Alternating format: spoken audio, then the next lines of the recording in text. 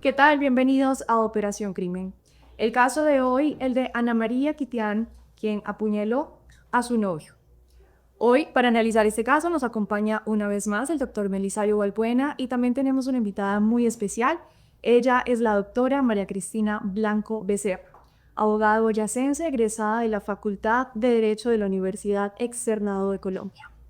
Recordemos que el 25 de julio de 2023, David Triana llega a la casa de Ana María Quitián, ingresa a la casa y empiezan a tener una discusión.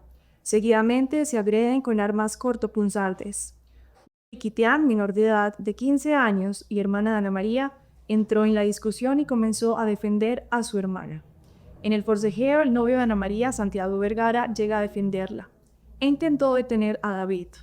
La policía llega al lugar e intenta neutralizar a David y lo sacan de allí. Minutos después, Este es un caso muy interesante, muy polémico además, porque previamente ha habido algunos programas, algunas entrevistas sobre el caso que han dado una perspectiva, desde la perspectiva de Ana María, otra desde la perspectiva de el joven que resultó ultimado con esas 60 pulgadas, varias hipótesis, en fin. ¿Cuál es o ha sido el interés nuestro precisamente de trabajarlo? Dar una perspectiva no solamente diferente, sino un poco más integral frente a lo que se ha trabajado del caso. Y para eso, por lo general, es al final del programa cuando hago ejercicio, por acá quiero hacerlo en el comienzo para que entendamos cerebralmente, cognitivamente, cómo es que nuestra percepción funciona. Si yo muestro esto, seguramente ustedes estarán viendo una bola, un ping-pong, una esfera de color rojo. Y esa es la perspectiva desde la cual hacen la lectura. Pero hay más perspectivas que van a mostrar de pronto algo más real del objeto. Es el ejercicio que queremos hacer precisamente hoy. Por eso tenemos esta magnífica invitada. Doctora, agradecemos muchísimo que hubiera aceptado nuestra invitación. La doctora María Cristina fue quien de primera mano tuvo conocimiento del caso, es decir, Ana María, a la primera abogada que consulta es a la doctora María Cristina. Y ella tuvo un contexto mucho más integral de lo que sucedió y es básicamente eso de lo que queremos el día de hoy, doctora María Cristina, que usted nos comente. Y la primera pregunta es, ¿cómo llega Ana María a usted? Bueno, Ana María llega referida de un conocido. Llega a mi oficina, Ana María anda muy angustiada. Ella sabe que cometió un error, pero me decía, doctora, estaba cansada. No supe a qué horas pasó todo eso, no supe cómo lo hice, porque como sabemos, Ana María es una mujer de contextura muy delgada, muy pequeña, y David era una persona grande. Llega confundida, pero con una claridad mental de lo que había sucedido en ese momento, además que yo tenía el apoyo de la menor de edad, que ella le decía, pero Ana, recuerda que, entonces Ana decía, sí, ya me acuerdo. Entonces fue, entre las dos me contaron lo sucedido en forma general. Esa menor de edad es la hermana de Ana María. La menor de edad, la hermana de Ana María, que estaba ese día en la casa porque estaba enferma. Ella tenía fiebre, Ana María le iba a comprar unas pastas cuando fue que vio que venía David. Les reitero, esto es lo que ellas me narraron a mí en un principio.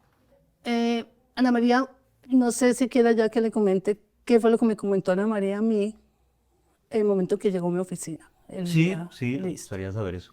Ana María me comentó que ella estaba en su casa con Santiago. Santiago había salido de turno, había llegado a su casa. Generalmente Santiago se quedaba en la casa de ella. Y él había salido de turno. Fueron a dejar la menor al jardín, ellos dos. Y después fueron y se tomaron un café en una cafetería. Y este muchacho David le estuvo marcando desde el teléfono del Facebook del hermano, porque Ana María no le contestaba a David. Él la llamaba del Facebook del hermano, no me acuerdo cómo se llama el hermano, del Facebook de la hermana, o buscaba perfiles falsos para poderse comunicar con ella. Entonces Ana María, no me acuerdo muy claro si ella le dijo, usted tiene una medida de alejamiento, déjeme tranquila. Entonces él le dijo que quería hablar con ella, y ella le dijo que no, que la dejara en paz, y se volvió para su casa con Santiago, ya después de que dejaron la niña en el jardín.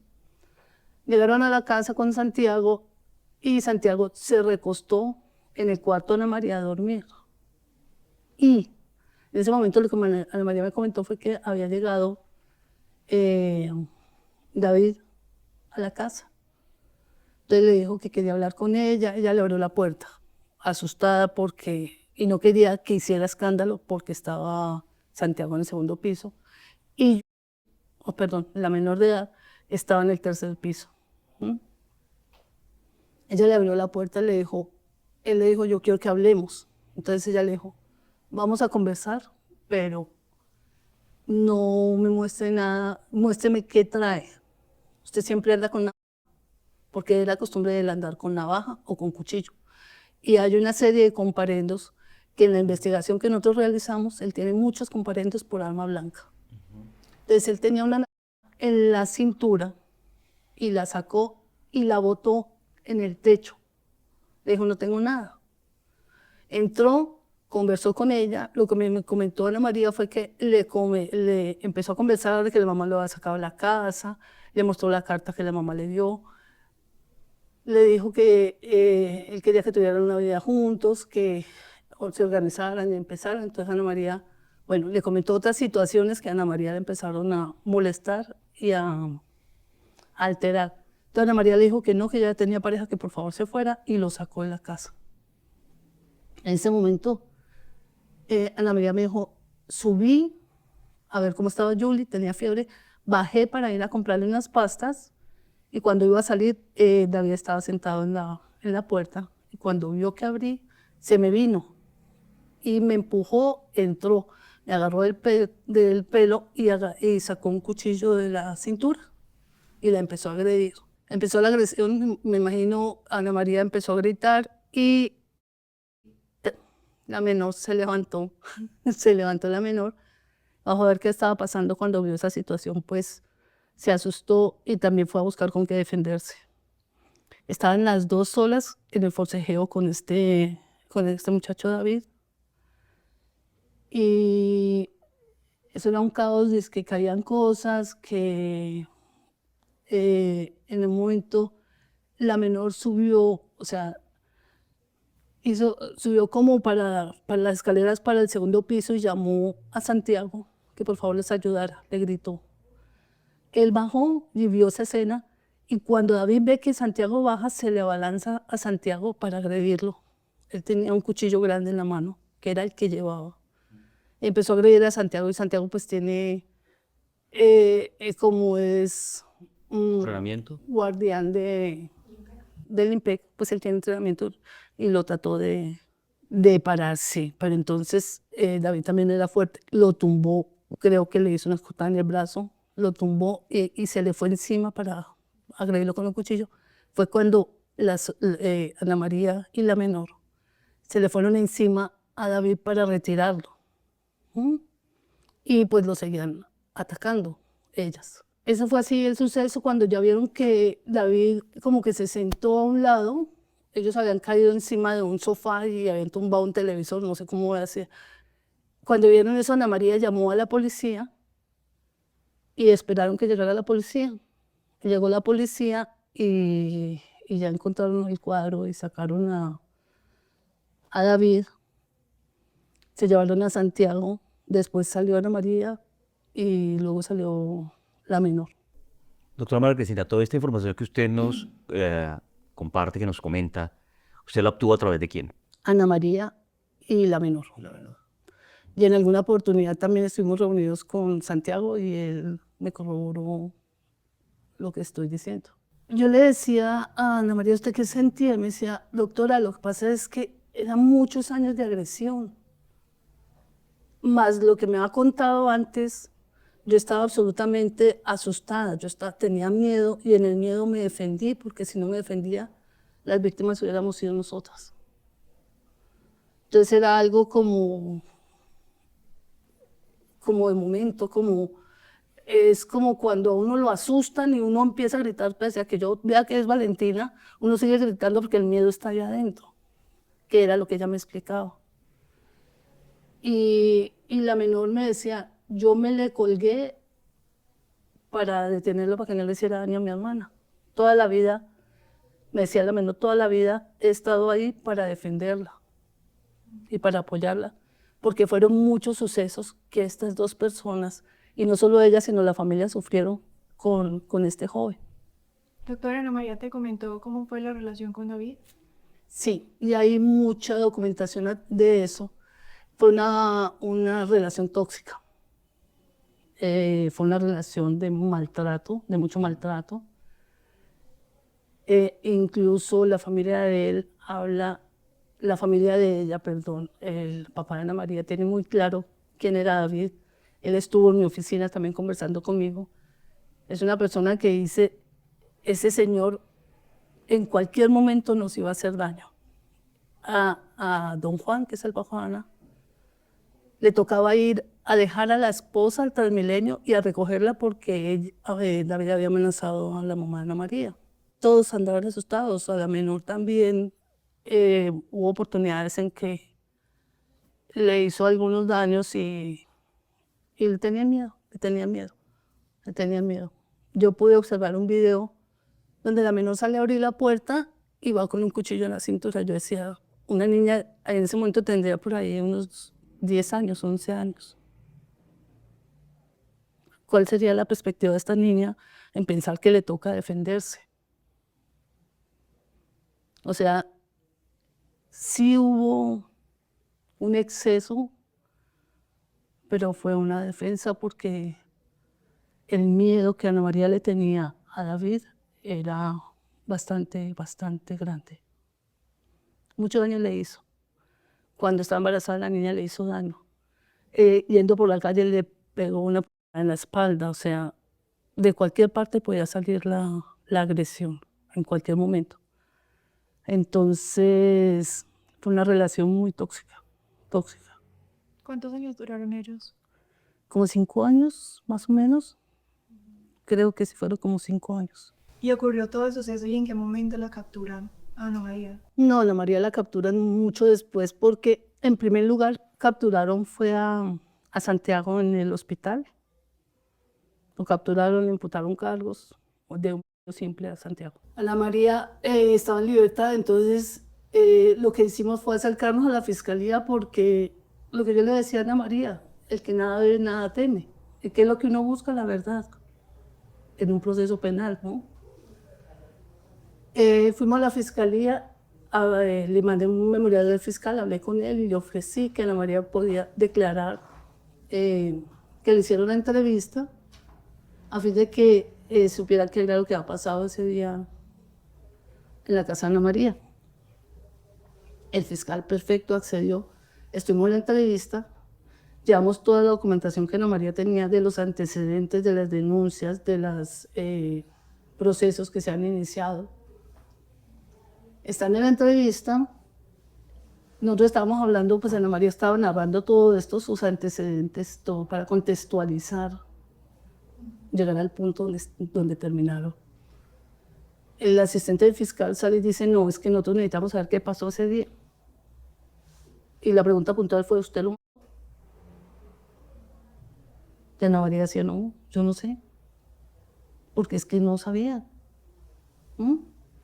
Entonces, en un momento de la entrevista, pues yo le dije, no, si no la dejan que contextualice la situación, porque es muy diferente si yo salgo aquí y digo que fue que entró a mi casa un señor y yo lo maté, a decir que fue que esta persona que durante 5 años me ha maltratado, que durante 5 años en cualquier esquina me sale a maltratarme, llega un día a mi casa con una actitud de amistad, pero llega armado, y que sale, se en la puerta de la casa de ella y vuelve a entrar. Ese contexto de esos antecedentes me dispara ese miedo y ese mecanismo de defensa que naturalmente tiene uno. Toda la vida me ha maltratado, toda la vida ha podido hacer conmigo con lo que él quería. Llega el punto en que me quiero defender. ¿Este caso podría entrar como legítima defensa o lo que dices? No, no creo que sea legítima defensa por la proporcionalidad, pero yo creo que Ana María estaba, lo que yo he pensado desde un comienzo, bajo unas circunstancias de miedo insuperable, en mi concepto, ¿no? Ustedes saben, Ana María a partir de la imputación pues ya decidió tomar otra defensa, no sé ellos cómo asumieron el caso. Yo la acompañé hasta el punto de la imputación, a la audiencia de imputación. Entonces te contaba, estuvimos en esas declaraciones, yo estuve acercándome a la fiscalía, hablando con el fiscal me manifestó que la familia de ella lo tenía muy presionado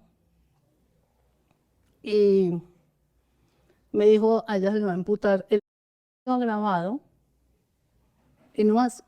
Yo le dije todo en la audiencia, no sé, cuando llegamos a la audiencia, cuando estábamos en la audiencia, cuando escucho yo un video agravado en concurso heterogéneo con utilización de menor, yo dije, Dios mío, ¿qué es esto? Juez, fiscal, procurador y las otras dos. O sea, me cogió tan de sorpresa, yo decía, pero la justifican por las 62, pero para mí tiene otro concepto. Y la utilización de menores, como si esta niña estaba ahí en su casa, y llega el otro, y el otro pues agravado sí, porque parece que había una hazaña por la cantidad de pruebas, pero lo mismo, si ya lo tengo agravado esto, ¿por qué lo voy a meter todo? Entonces me cogió a mí personalmente me cogió fuera de base y pues peor a ella. Fue una audiencia de imputación muy complicada porque el ataque era ya de género. En un momento el juez le dice a Ana María algo que yo iba a hacer en computador y le dice a Ana María, ayúdela porque es que ella ya no sabe. Yo dije, esto. Sí. Entonces ya se volvió, fue de género esa imputación. Fue, en mi concepto, muy injusta. Porque le cierra la posibilidad a Ana María de poder llegar a un preacuerdo o poder aceptar unos cargos. Ella puede decir, listo, sí.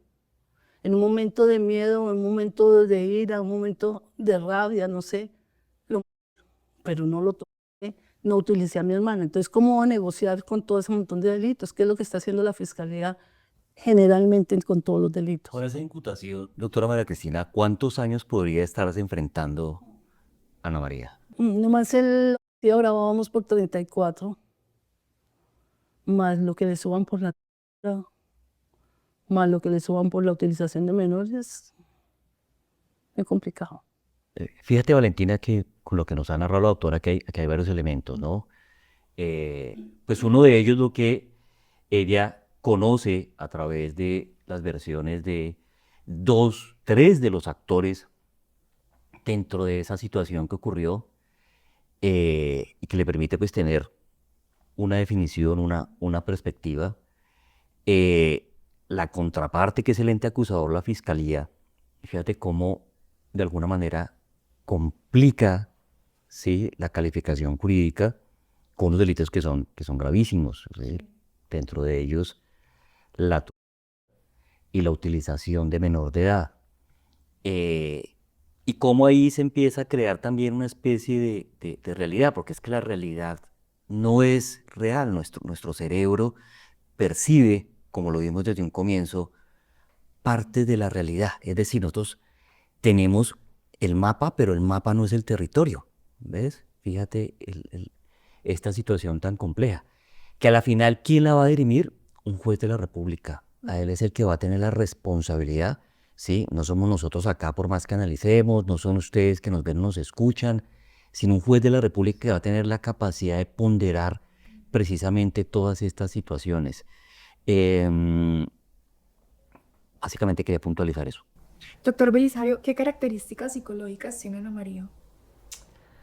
Bueno, no lo sé a ciencia cierta porque digamos que yo no tuve la oportunidad de evaluar directamente a Ana María. Ana María me hace a mí una consulta, incluso a la par, cuando tenía ya a la abogada, por eso es que yo conozco a la doctora María Cristina. Ana María me plantea a mí una situación muy similar a la situación que le planteó a la abogada. Yo no tuve tampoco contacto con la hermana de ella ni con su pareja del momento, que no era funcionario del IMPEC, eso hay que tenerlo claro. Él era un guardián de la cárcel distrital. Y la cárcel distrital, los guardianes no dependen del IMPEC, ¿sí?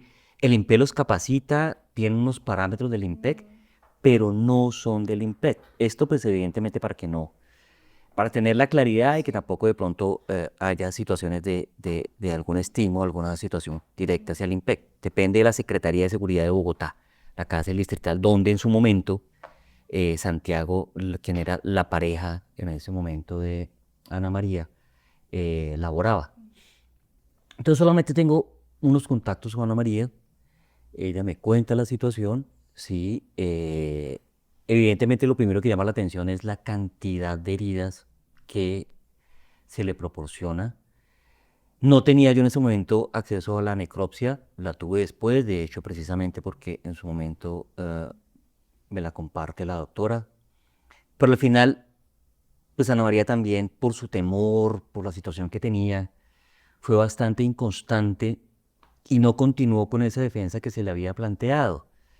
Había generado expectativas de una contratación de mi parte como perito en su caso, pero eso no llegó a ser. Entonces, digamos que yo solamente tuve un pedacito del rompecabezas. ¿Qué veo yo?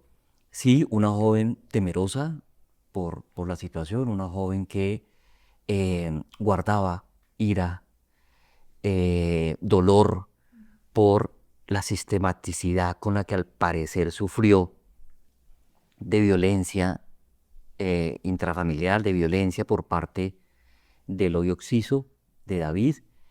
Yo recuerdo que en su momento le pregunté sobre qué indicios tenía. Ella me mostró una medida de protección que tenía, unas denuncias que habían, lo que hace un momento la doctora muy bien comentó, una situación previa donde él la en la espalda y donde ella colocó en su momento la denuncia o lo puso en conocimiento de las autoridades. Es decir, y en eso yo creo que coinciden todas las partes, en que aquí había una relación que hoy día llaman tóxica, yo la llamaría disfuncional, sí, bastante ambivalente, de no tomar decisiones de tajo, sino que se seguían hablando, se seguían viendo, iban, volvían. Y esto, sin lugar a dudas, vino a complicar esa situación porque genera a veces falsas expectativas, ¿sí? Por eso tal vez David se sentía como el dueño de Ana María, seguramente, ¿sí? Recordemos que le llevaba cierta ventaja en edad. Todo eso hace parte de ese contexto que es susceptible de analizar, precisamente. Eso fue lo que yo tuve de conocimiento de Ana María. Después, pues al parecer, no sé, Ana María ya en las alocuciones que tuvo, pues dijo unas cosas, generó unas percepciones, pero digamos que eso ya se nos escapa de este análisis como tal. Doctora, ¿qué elementos se han omitido o malinterpretado por parte de la Fiscalía? Mm, lo que se ha malinterpretado, por ejemplo, la utilización de menores,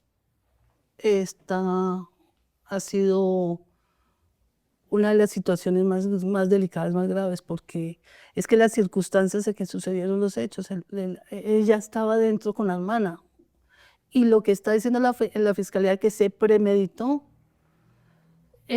yo creo aquí no cabe la premeditación, primero porque ellos estaban en su rol normal de vida, de que iban a ir, dejaron a la niña en el jardín, que fue Ana María y Santiago los que fueron a dejarla al jardín, regresaron y Julie ese día estaba enferma.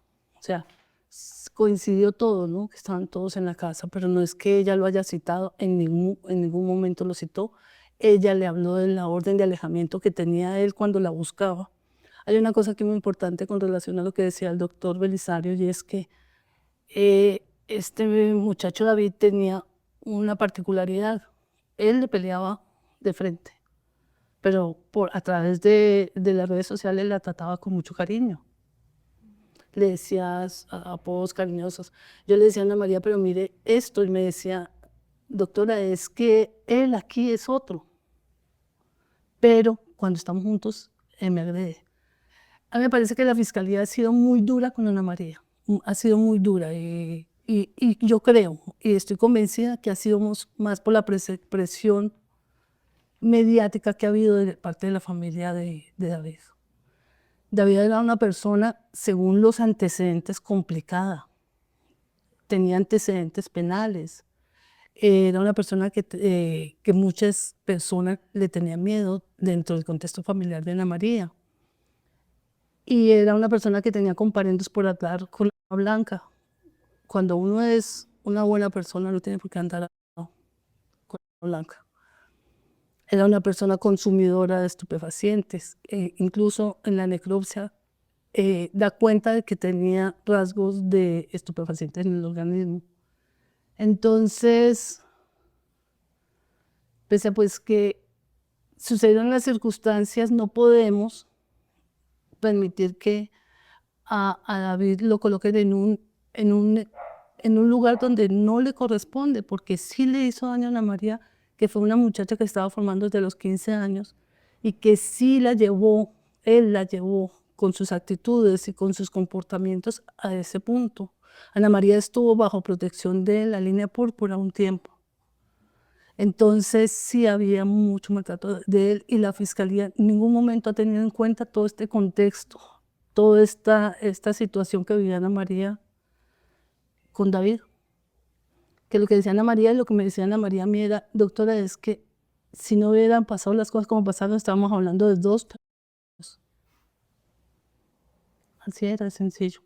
Doctor, antes de continuar con la siguiente pregunta, me gustaría analizar el perfil de Santiago con lo que nos acaba de decir la doctora. De David. Disculpa, David. El perfil de David, bueno, digamos que es información de referencia, ¿ves? Porque yo no tuve ningún contacto en su momento con David. Y como menciona la doctora y como da cuenta también la información disponible, pues sí hay unas situaciones previas y hay unos antecedentes que también tenía el muchacho. El ente acusador que se ha apalancado, pues el ente acusador tiene que acusar, uno también tiene que entender eso, ¿sí? En que 60 heridas con blanca, pues no son una defensa, ¿sí? No son una defensa personal, no es una situación en un momento que sea comprensible. Pero olvidamos que dentro de estas situaciones tan fuertes, también hay emociones, Valentina, ¿sí? Y por eso yo traje a colación, previo a que hiciéramos este programa y tú empezaste a empaparte del término overkill, ¿no? Es un término inglés, un término gringo que no tiene una traducción como tal, se escribe de esta manera, ¿no? Pero básicamente lo que nos está diciendo dentro de la perfilación criminológica, dentro del análisis criminológico, es la cantidad emocional, es la violencia expresiva, es decir, emocional, que pueda haber en un hecho, en una circunstancia. Mucha de esa violencia expresiva está presente en seriales, ¿sí?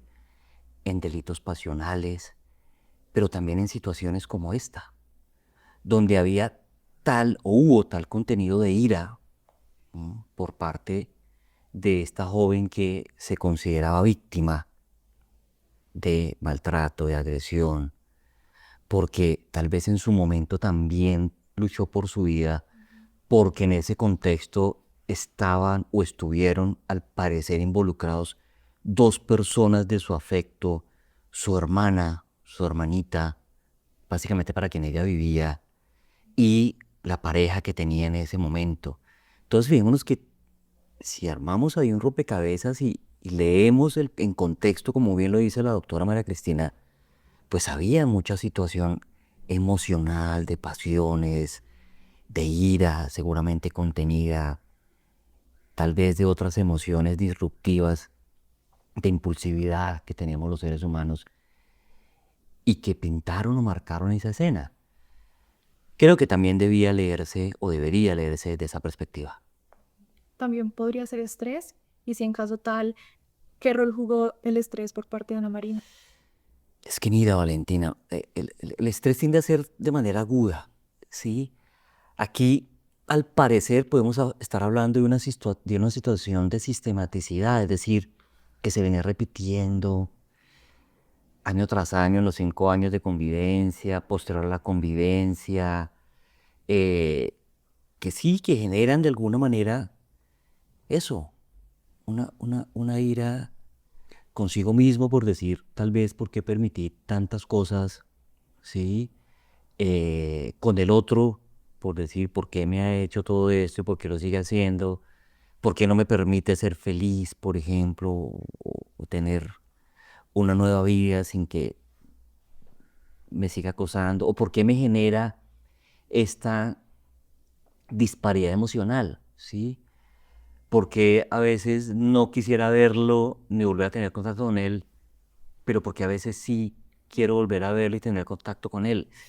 Eso es muy complejo y eso puede precisamente alimentar este tipo de situaciones.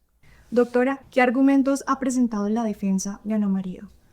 No sé en este momento porque como te dije, yo llegué hasta la imputación. Después de la imputación, Ana María se asustó tanto porque tenía una medida de aseguramiento intramural que desistió de mi defensa. Ella se llenó de miedo y nosotros los abogados penalistas sabemos que ya empieza a comentarle al uno, al otro, entonces cada cual tiene su concepto y la confundieron mucho. Entonces en este momento yo no sé, ¿En qué va el caso? no sé qué camino está tomando la defensa. Mira, Valentina, que uno de los errores, y seguramente la doctora coincide conmigo, que pudo haber cometido Ana María fue esconderse, huir, cuando supo que tenía esa medida de aseguramiento, pues ella debió presentarse y ejercer como tal el derecho que tiene constitucional a su defensa y también el derecho constitucional a que se le presuma inocente hasta cuando el ente acusador le demuestre lo contrario. Pero ella huye y después es capturada en unas circunstancias también confusas por allá en un sector popular de Bogotá.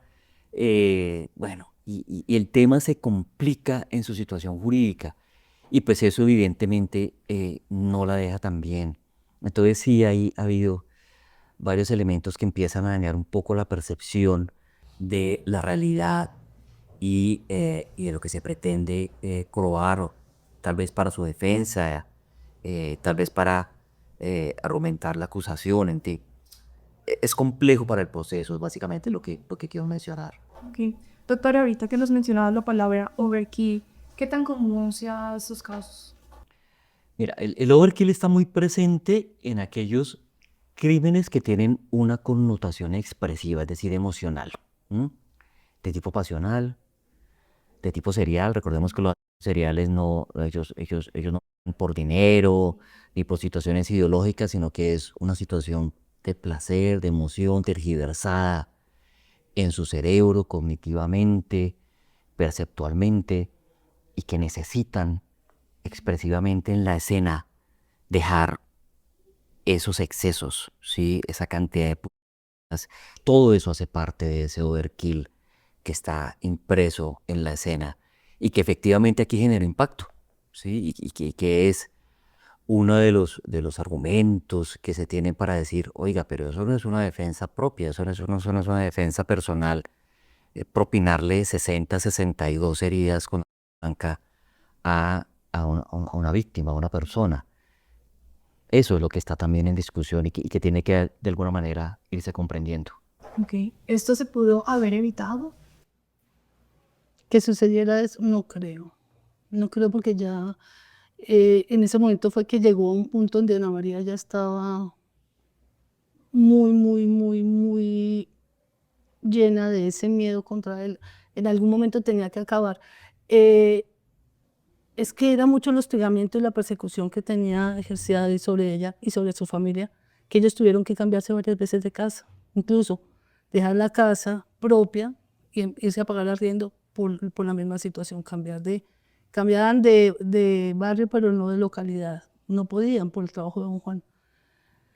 Pero no sé, es que esas son cosas como tan imprevistas que uno no puede saber si se ha podido evitar. Sí, Valentina, digamos que coincido, es decir, que pudo haberse evitado, tal vez sí, si hubiese habido algo de control inhibitorio, como hemos explicado y usado el término en algunos de los otros casos que hemos trabajado en nuestro programa. Tal vez si no hubiera seguido teniendo contacto con esta persona o a través de un tercero, en el caso de que él tuviera autorizadas, ¿sí?, por comisaría de familia, las visitas con su hija o los contactos con su hija, puede hacerse eso a través de una figura que se llama visitas supervisadas. Y personal inclusive de bienestar familiar, psicólogos, psicólogas, trabajadoras sociales, pueden ser garantes de ese espacio para que no ofrezca riesgo a la expareja, a la mamá de la menor y a la menor en sí. Pero pues no se usó esa figura, no hubo esa circunstancia, al parecer no se respetaban algunos límites y terminó en lo que terminó. Muy complicado, muy difícil, muy fuerte, ¿no? Estamos hablando, fíjate, algo que siempre mencionamos, y tú que eres tan afecta con los niños, aquí hay una niña cuyo padre está muerto y cuya mamá en este momento está privada de la libertad, enfrentándose a una pena durísima, como nos lo ha explicado la doctora María Cristina, ¿no? Podría ni siquiera salir de la cárcel.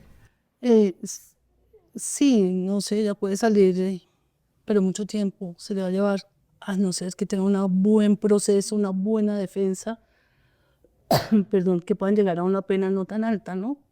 Porque ya descartando el proceso, el delito de tortura o el de utilización de menores es muy sencillo de descartarlo ya con las evidencias que hay, que haría con el homicidio agravado, que le daría la oportunidad a ella, pues, de buscar un acercamiento con la fiscalía y buscar uno de los mecanismos alternativos que ofrece la justicia, un preacuerdo. Hay una cosa importante aquí de lo que decía el doctor Belisario, y es que yo creo que el papá nunca le interesó a su hija porque no la reconoció, porque nunca le proveyó, porque desde un primer momento le decían a María que esa niña no era de él. Entonces, el acercamiento de él era más hacia Ana María, la niña no le importaba mucho. Y hablando de la niña, ¿se sabe ella dónde está? Hola. ¿Quién la tiene? La abuelita, ¿Y cuántos años tiene? creo que 5. Doctor, si Ana María hubiese tenido acompañamiento psicológico, ¿hubiese también evitado cosas? Seguramente sí, seguramente si ella tal vez hubiera recibido algún tipo de acompañamiento, sí, tal vez le hubiera ayudado a entender un poco mejor la situación, a tener cierto manejo, a colocar límites precisamente, a no seguir en ese patrón de toxicidad, si lo queremos llamar así, a no alimentar expectativas seguramente, y a que pues no hubiera habido ese final que ocurrió tan trágico y que se esté enfrentando a una pena tan grande. Es que estamos hablando de una mujer de 20 y tantos años, o sea, estamos hablando de una mujer joven, ¿sí? Estamos hablando de una mujer que fue mamá inclusive casi que siendo menor de edad, que vivió la vida muy rápido. Y yo creo que en eso también hay que hacer reflexionar a los jóvenes, ¿sí? No se trata de eso.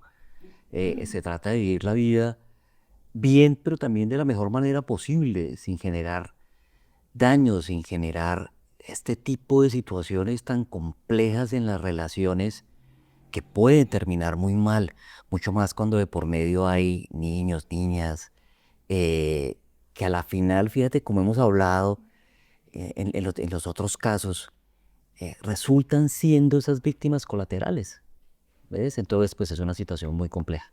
Sí. Doctora, ¿Qué le dices a Ana María? Nada, pues que Ana María da fuerza y ojalá Dios quiera que tenga una buena defensa y pueda salir adelante. Yo, como la abogada que fue en algún momento, sé la situación en la que estaba ella, comprendo lo que pasó y yo sí me iría a un juicio justo porque me parece que ella merece un juicio justo, ella merece entrar a demostrar que fue víctima durante mucho tiempo, ella y su familia, su hermanita menor. Entonces, lo único que le toca tener es fuerza, confianza y fe en Dios. Lo único que hay en este momento. ¿Y qué llamado le haces a la justicia colombiana?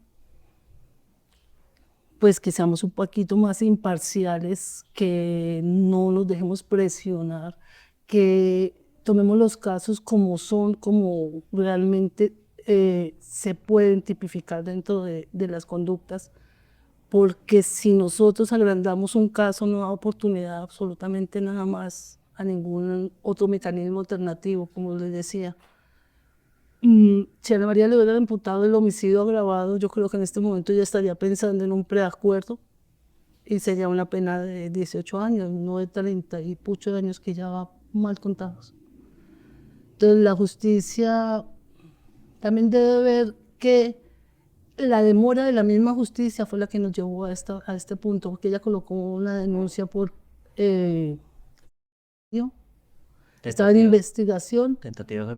tentativa, perdón, estaba en investigación y cuando falleció, cuando sucedieron los hechos, al mes le notificaron a ella la fiscalía que lo tenía en conocimiento. O sea, la celeridad de la justicia en estos casos también es importante. Hay una cosa que yo quería decir, es que el contexto del familiar de Ana María en ese momento ya era como de renovación, de que tenía oportunidad de tener una buena relación con Santiago, estaba aprovechando esa oportunidad de tener una vida normal, entre comillas, que David se la truncó. Ella estaba en una buena relación con un buen ser humano, porque Santiago es un muchacho, un buen ser humano. Era la oportunidad que ella se merecía para ser feliz y este hecho pues les dañó a todos esa posibilidad. Doctor, ¿qué podemos aprender nosotros como sociedad con este caso?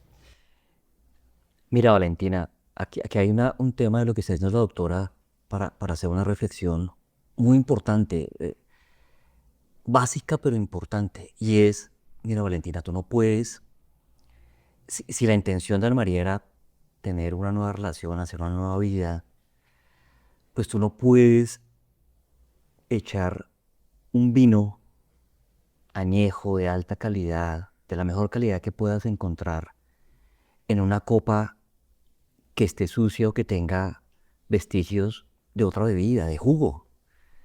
Tienes que lavarla, tienes que limpiarla, ¿sí?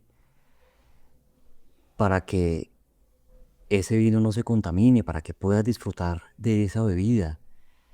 Yo creo que eso fue parte de lo que pasó en el tema de Ana María, ¿sí? Ella, sin que eso genere culpas, porque no se trata de eso, nosotros no somos los jueces, solamente hacemos aquí un análisis, esto no va más allá del simple hecho de analizar y de tener más fichas y más perspectivas, como le decía en un comienzo de análisis, pues fue lo que en su momento Ana María debió haber hecho, y no de pronto tener abiertas esas ventanas, esas puertas que complicaron su vida, complicaron el logro de esa felicidad o de ese bienestar que ella pudo haber proveído para sí misma, para su hija, para todo.